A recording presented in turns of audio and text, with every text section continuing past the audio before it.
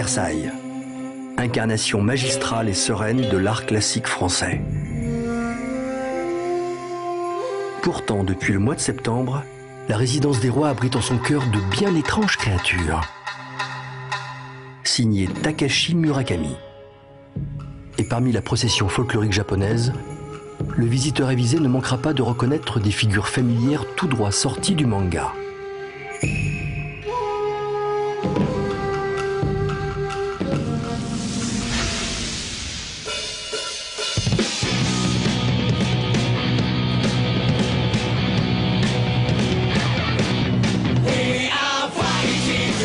Le manga, c'est la bande dessinée japonaise.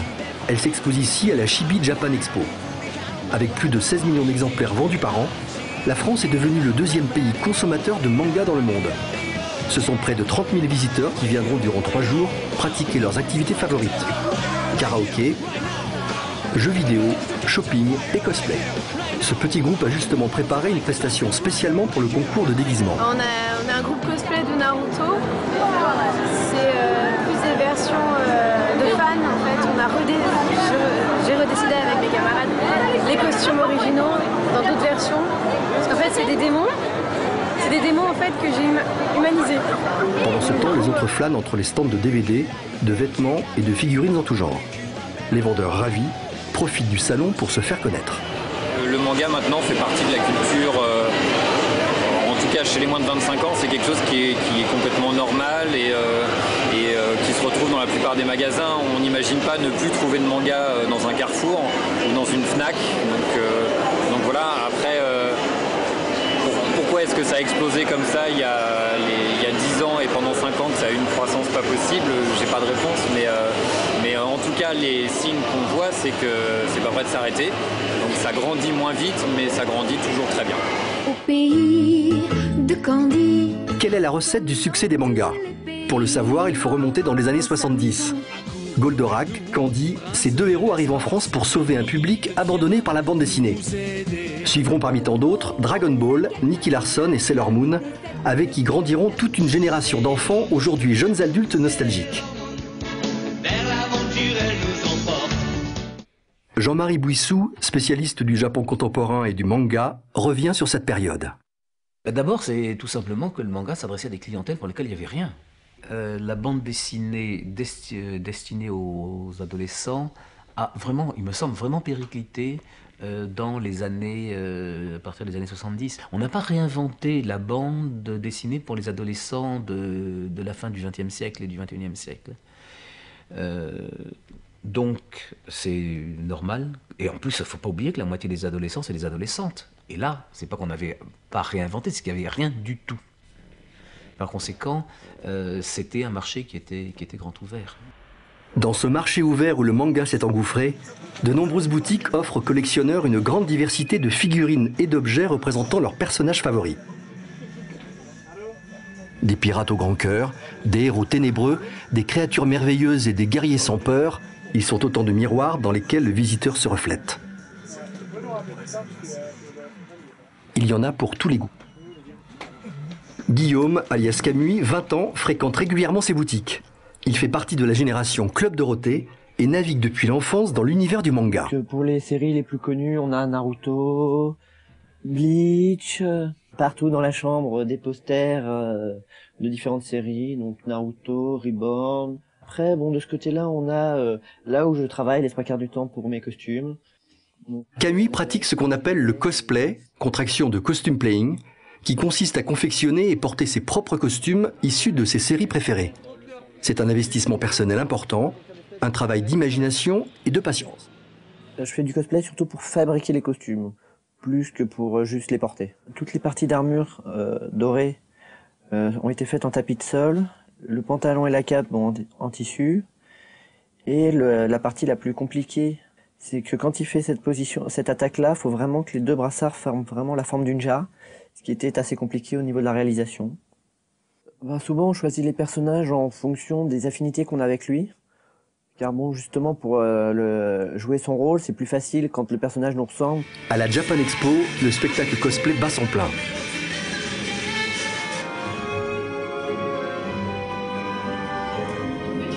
Pour les démons de Naruto, l'heure est venue de se lancer. Monter un spectacle, faire une représentation, les cosplayers font preuve d'audace.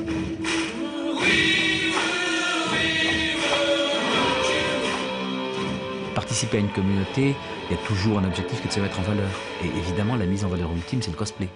Parce que là, on n'est plus à se mettre en valeur derrière des pseudos, dans les chatrooms, etc. On se met en valeur soi-même, on se montre. Et non, je pense qu'au contraire, c'est pas du tout un enfermement, le cosplay. C'est extrêmement épanouissant. Vous pouvez avoir des adolescents qui sont chez eux renfermés, qui ont du mal à s'exprimer, etc. Et avec le cosplay, ils entrent dans un univers, au contraire, ils n'ont plus peur de rien. C'est éclaté, ça a été très vite par contre. Plus vite qu'on aurait cru et ça s'est très bien passé. C'est un peu une réunion de famille quoi. Donc on s'éclate tous à chaque fois. Si on vient ici, c'est vraiment pour se voir. Pas forcément pour ce qu'il y a autour, pour les jeux vidéo, les stands, tout ça, c'est vraiment pour nous. À la Japan Expo comme sur Internet, où les forums et les sites spécialisés sont omniprésents, le manga a su s'entourer d'une communauté active de fans. Un point de rencontre convivial de cette communauté, c'est le manga café. Le principe du manga café est copié sur les mangakisa au Japon, c'est-à-dire qu'on a deux parties.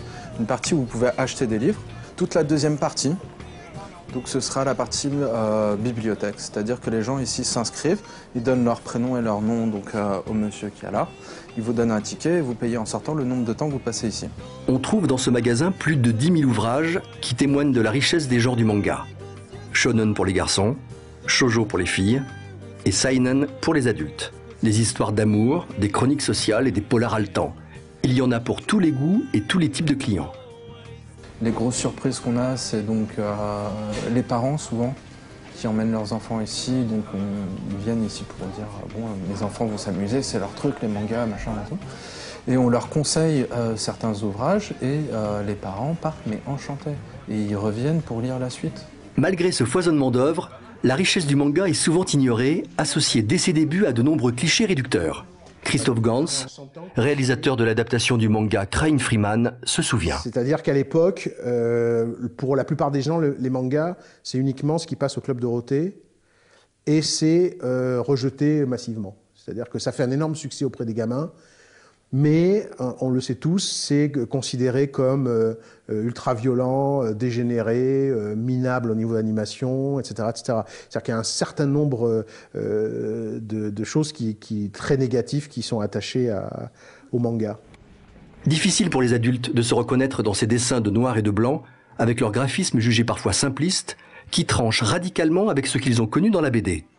Pourtant, Marie a décidé d'en faire son métier. Avec 80 autres étudiants, elle suit des cours à Eurasiam, une école spécialisée sur le Japon. Elle y étudie ce qui fait la spécificité du manga. Je voulais apprendre des techniques, parce que j'adorais le dessin, et je voulais me perfectionner en dessin. Et quand j'ai découvert le manga, je fais c'est ça que je veux faire. Ce qu'on y apprend en premier, c'est que le manga, ça ne se dessine pas n'importe comment. Sous des airs simplistes, il faut des bases solides pour ne pas faire n'importe quoi. Parce qu'en fait, le manga, on ne peut pas l'appliquer si on n'a pas les proportions de base. Par exemple, je reprends mon illustration qui est ici, pour Amazon. J'aurais jamais pu la faire si j'avais pas eu les bonnes proportions, ou alors ça aurait fait moche. Le terme manga signifie littéralement image dérisoire, esquisse. Les mangakas japonais en dessinent 15 planches au minimum par semaine et publient à un rythme d'édition effréné. Les mangas sont destinés à être vite lus et fonctionnent sur le modèle de la série. Pour autant, il n'y a pas qu'une seule façon de dessiner un manga. Vous avez des mangas qui sont super simplistes, dessinés avec la tête à Toto, et vous avez des mangas super complexes, genre Crying Freeman, où on a vraiment tous les détails comme si on avait recopié une photo. Et on passe de l'un à l'autre, alors qu'on est toujours dans le style manga. Certains mangas sont tellement détaillés qu'ils ressemblent à des films. Je travaillais à l'époque avec un producteur qui s'appelait Samuel Adida, et je me rappelle être allé dans son bureau avec le premier fascicule des aventures de Crying Freeman. Et je lui ai dit, écoute, je lis des trucs absolument incroyables. Il me dit, mais comment tu peux le lire, puisqu'il y a pas, tu peux pas lire le japonais. Je dis, ouais, mais c'est un langage purement cinématographique. En fait, c'est moins des cases que des storyboards de films fictifs, en quelque sorte. D'ailleurs, qui rapidement deviennent des dessins animés, parce que si on connaît bien la bande dessinée japonaise, on s'aperçoit que les adaptations sont parfois à la case près Et donc, ils se servent des bandes dessinées d'origine comme de storyboard pour faire leur dessin animé. Quand j'ai découvert Akira, je commençais comme metteur en scène, et tous les storyboards que j'ai faits, tous les recherches sur le cadre que j'ai fait dans mes films, tout vient d'Akira. C'est-à-dire, ça a été notre base de départ pour savoir comment découper, comment cadrer, etc. Akira, phénomène arrivé en France dans les années 90, a ouvert le marché de l'animation à d'autres œuvres issues du manga, comme aujourd'hui celle de Hayao Miyazaki. Souvent définies comme le nouveau Disney, ces œuvres comptent aujourd'hui des fans dans le monde entier et de tous les âges. De l'hypermodernisme d'Akira ou d'Evangélion à l'animisme merveilleux des films de Miyazaki, c'est aussi l'exotisme japonais qui a séduit les Français. Aujourd'hui, on retrouve la culture japonaise dans tous les domaines. Des jeux vidéo en passant par les restaurants, les supermarchés et même les salons de coiffure, le Japon attire et s'exporte en masse. Princess Pudding, jeune femme atypique qui n'hésite pas à assumer son goût pour la mode, a été séduite et a su s'approprier les codes vestimentaires d'un certain Japon.